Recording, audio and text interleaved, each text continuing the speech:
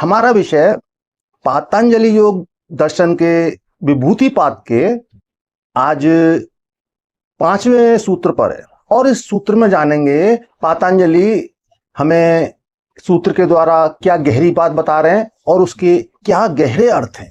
प्रज्ञा के विषय में कहा गया है, प्रज्ञा उदित होती है, एक आलोक, एक प्रकाश उदित होता है जहां बुद्धि परिष्कृत होकर प्रज्ञा में परिवर्तित हो जाती है।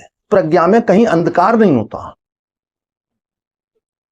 पूरी तरह प्रकाशित होती है। प्रकाश की स्थिति पूरी तरह सक्रिय हो चुकी है। आपके जिसे आप थर्ड आई के नाम से जानते हैं,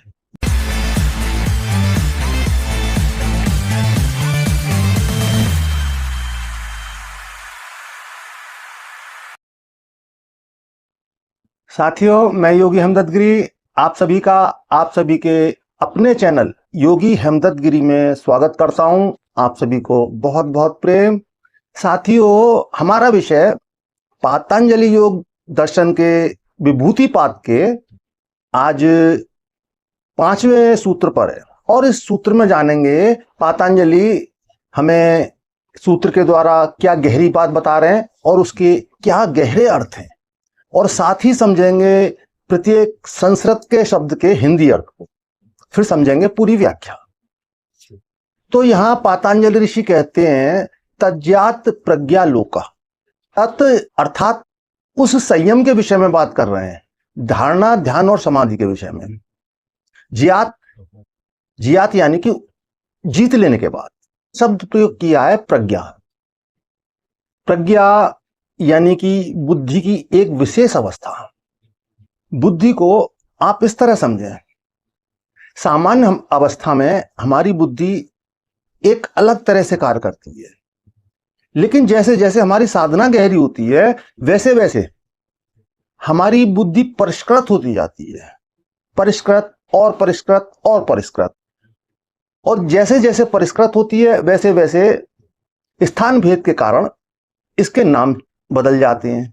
जैसे ये पहले बुद्धि होती है, बुद्धि से परिष्कृत होकर विवेक बनती है, और जब विवेक परिष्कृत होता है तो वो ज्ञान में परिवर्तित हो जाता है, और ज्ञान के परिवर्तित होने से प्रज्ञा का उदय होता है। जी, यहां पर ऋषि जिस प्रज्ञा की बात कर रहे हैं उस प्रज्ञा का उदय होता है, और उससे भी अंतिम अवस्था ऋतंबरा आगे आएगी। तो यहां पर प्रज्ञा का अर्थ आप ठीक से समझ लें। अंत में कहते हैं आलोक। आलोक यानी कि प्रकाश। प्रकाश की वो अवस्था जो मैंने पिछले सूत्रों में आपको स्पष्ट की, प्रकाश कब उदित होता है। अतिओ प्रकाश उत्पत्ति के समझने के लिए हमें 25 तत्वों को समझना पड़ेगा। ये 25 तत्व क्या है, तो पहले समझते हैं 25 तत्व को। 25 तत्व ये हमारी जितनी भी सृष्टि बनी है ये 25 तत्वों से बनी है। तो वो 25 तत्व कौन से हैं वो समझें। तो साथियों, ये सभी 25 तत्व इस प्रकार से हैं। पहले 4 तत्व चित्त, मन, बुद्धि, अहंकार, ये अंतः चतुष्टय में आ जाते हैं। अंतः चतुष्टय में अर्थात इन्हें ठीक से समझ लें, जैसे कि हमारा चित्त आज की आधुनिक भाषा में जैसे कि हमारा कॉन्शियस माइंड कहते हैं, चित्त ही हमारा कॉन्शियस माइंड है, और मन हमारा, इसे हम माइंड कह सकते हैं। बुद्धि यानी ब्रेन, अहंकार यानी ईगो। तो अंतः चतुष्टय में ये 4 तत्व आ गए, चित्त, मन, बुद्धि, अहंकार। अब बाकी बचे 21 तत्व। अब 21 तत्वों में 5 मूलभूत तत्व हो जाते हैं, जैसे पृथ्वी, अग्नि, जल, वायु, आकाश। फिर आते हैं 5 हमारी ज्ञानेंद्रियां, 5 हमारी कर्मेंद्रियां, और 5 ही हमारी ज्ञानेंद्रियों की तन्मात्राएं। अब आप तन्मात्राएं ठीक से समझ लें। तन्मात्राएं होती क्या है? जो हमारी ज्ञानेंद्रियां, जैसे हमारी आंख है, हमारे देखने की सामर्थ्य, हमारे देखने की शक्ति ही तन्मात्रा है।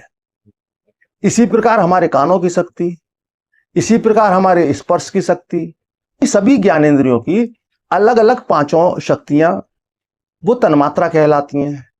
और ये तन्मात्राएं और ये 24 तत्व सारी सृष्टि में पाए जाते हैं।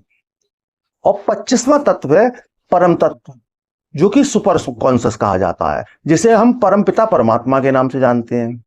तो साथियों, जब एक साधक सभी तत्वों को संयम का विषय, समाधि का विषय बनाते हैं, तब जो प्रज्ञा के विषय में कहा गया है, प्रज्ञा उदित होती है, एक आलोक, एक प्रकाश उदित होता है, जहां बुद्धि परिष्कृत होकर प्रज्ञा में परिवर्तित हो जाती है। प्रज्ञा में कहीं अंधकार नहीं होता, पूरी तरह प्रकाशित होती है। प्रकाश की स्थिति पूरी तरह सक्रिय हो चुकी है। आपके, जिसे आप थर्ड आई के नाम से जानते हैं, वो थर्ड आई एक्टिव हो चुकी है।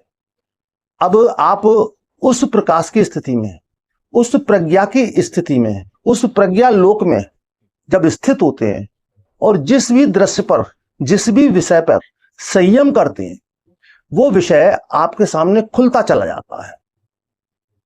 बिल्कुल इस तरह से खुलता चला जाता है जैसे कि मैंने पिछले वीडियो में जूमिंग फोटोग्राफी के बारे में आपको बताया, गूगल मैप के बारे में आपको बताया। छोटे छोटे एग्जाम्पल हैं, लेकिन जो मैं बात कर रहा हूं वो बहुत दिव्य स्तर की बात है। तो जब ये स्थिति आती है तो साधक के जीवन में कभी अंधकार नहीं होता, और जिस विषय पर भी वो संयम करता है, समाधि करता है, तो उस संयम में, उस समाधि में उस विषय के सभी रहस्य क्लियर होने लगती। सिर्फ दृश्य मात्र से नहीं, नाम मात्र से भी एक साधक सभी विषयों को नाम के द्वारा जानने लगता है। पूरा उसका विज्ञान, उसका साइंस उसको समझ आने लगता है। तो यहीं से शुरू होती है सिद्धियों की प्रक्रिया। यहीं से एक साधक को सिद्धियों के अंबार मिलने शुरू होते हैं, सिद्धियां उसके अंदर आनी शुरू होती हैं। और यही बहुत सतर्क रहने की आवश्यकता होती है एक साधक को, क्योंकि सिद्धियां उपयोगी भी हैं और दुरुपयोग भी किया जा सकता है। और अधिकांश साधक भ्रमित हो जाते हैं। जब सिद्धियां आती हैं तो आकर्षण आता है, और जब आकर्षण आता है तो उनके चमत्कारों से एक साधक भ्रमित होता है, मन में वासनाएं आने लगती हैं। सार का जो आकर्षण जिससे वो मुक्त हो चुका था, वो वापस उसे पकड़ने लगता है, क्योंकि अब उसके पास शक्तियां हैं, उसके पास सिद्धियां हैं। तो साथियों, यहां पर बहुत ज्यादा सतर्क रहने के लिए ऋषि कहते हैं, क्योंकि सिद्धियां विषय में लाभकारी नहीं होती। सिद्धियां आत्म कल्याण के लिए, आत्म साधना के उत्थान के लिए, या किसी विशेष स्थिति में प्रयोग के लिए होती है, ना कि किसी नकारात्मक कार्य के लिए। और जितने भी साधक मार्ग से विमुख हो जाते हैं, पथ भ्रष्ट हो जाते हैं, योग भ्रष्ट हो जाते हैं, उसका मेन कारण होता है सिद्धियां। सिद्धियां एक साधक को योग भ्रष्ट बना देती हैं, क्योंकि वो उनका सही प्रयोग सही दिशा में नहीं कर पाते। इसीलिए आपने दंत कथाओं में, हमारी शास्त्रों में वर्णित कथाओं में सुना होगा कि जब एक साधक की समाधि साधना फलित होने वाली होती है तो इंद्रदेव बहुत तरह के प्रलोभन देते हैं, बहुत सारी अप्सराएं भेजते हैं। तो वो प्रलोभन, वो अप्सराएं कुछ अन्य नहीं है, वो सब यही सिद्धियां हैं, जो कि परम सिद्धि, वो 25वें तत्व की, 25वां तत्व यानी परमपिता परमात्मा, जिसके बिना सभी कुछ असंभव है। जो भी कुछ सृष्टि के अंदर संभव है, तो उसी सुपर कॉन्शियस के कारण, उस 25वें तत्व के कारण। तो साथियों, आज के विषय को, आज के सूत्र तज्जात प्रज्ञालोक, इसको आप ठीक से समझ पाए होंगे, मैं आपको ठीक से समझा पाया हूँगा। फिर भी समझने में या समझाने में कहीं कोई चूक हुई हो तो आप अपने कमेंट बॉक्स में अवश्य लिखें, और साथ ही अधिक से अधिक शेयर करें, कमेंट करें और लाइक करें। साथियों, इसी के साथ आप खुश रहें, मस्त रहें, तंदुरुस्त रहें। भौतिक जीवन में सभी कुछ अचीव करते हुए आध्यात्म की अत्यंत गहरी समाधियों को समझें, जानें, गहरे गहरी स्थितियों को जानें, उच्चतम शिखरों को समझें। इसी अभिलाषा के साथ आप सभी को बहुत बहुत प्रेम।